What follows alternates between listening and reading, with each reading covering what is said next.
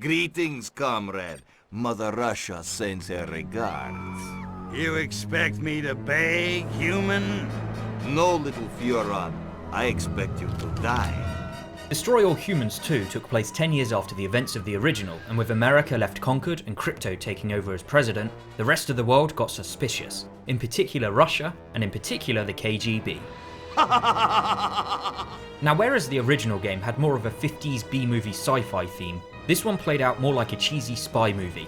You could tell right from the start that the tone was a little different, but the spy theme did kind of make sense. After all, you did spend a lot of the game sneaking around undercover, infiltrating enemy bases, and trying to uncover secret documents. The question though was, why would Crypto have gotten involved in these mundane human matters? The Crypto from the first game would more likely have just blown a building up, rather than take orders from a human. Well, this Crypto had a little bit more on his brain than just world domination. Oh, I've had wet dreams that weren't this good. Yeah, Crypto had gone a little bit sex mad. Instead of destroy all humans, it should have been destroy all humans except the sexy ladies.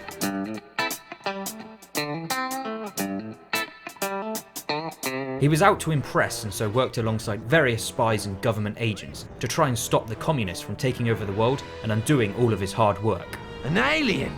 The irony was that he would often end up saving humans and protecting them from a greater threat. But that didn't stop them running in fear every time he was spotted in the streets. I'm on top of it, Crypto. We'll be using an Should we really be having this secret conversation when there's some strange lady standing literally right behind you? The game did a great job of globetrotting, taking you to a varied set of locations. From America to the English city of Albion, no, not the same one as in Fable. You would go to Takoshima, so it wasn't just Godzilla that the Japanese had to fear anymore. And each of these locations had their own vibe and provided plenty of opportunity for some stereotypical jokes, and all of it built up to a war of the worlds. There were some improvements to the gameplay too. Whereas before you could create a clone of people called a hollow blob, here you would literally go inside someone and control their bodies from within. It lasted longer and it was harder to be discovered. The only problem would be if someone spotted you in the act of doing this, but Crypto had a trick up his sleeve, the power of hippies. By using the free love ability, it would make everyone in the area stop what they were doing and start dancing. Start dancing! Start dancing! So, if outgunned and outnumbered, you could always use the power of peace and love to help you out, man.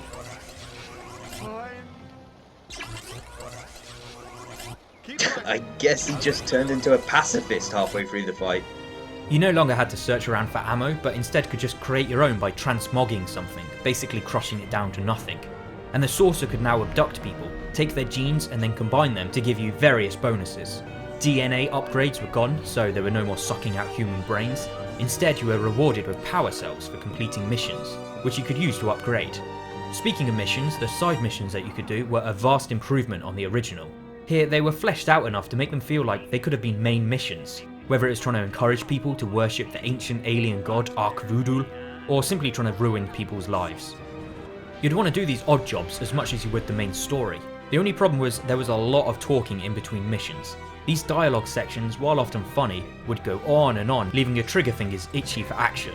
When you had a gun that could shoot meteorites, you didn't want to stand around just talking. What am I doing talking to this creep? Gameplay-wise, Destroy All Humans 2 made improvements in almost all the right departments, whether playing alone or in split-screen co-op. Sure, Crypto wasn't quite as bloodthirsty as before, and the tone had moved away from the 50s theme that had originally inspired it, but this was the 60s, man. Time for love and peace. Most of the time, anyway. As always, thanks for watching.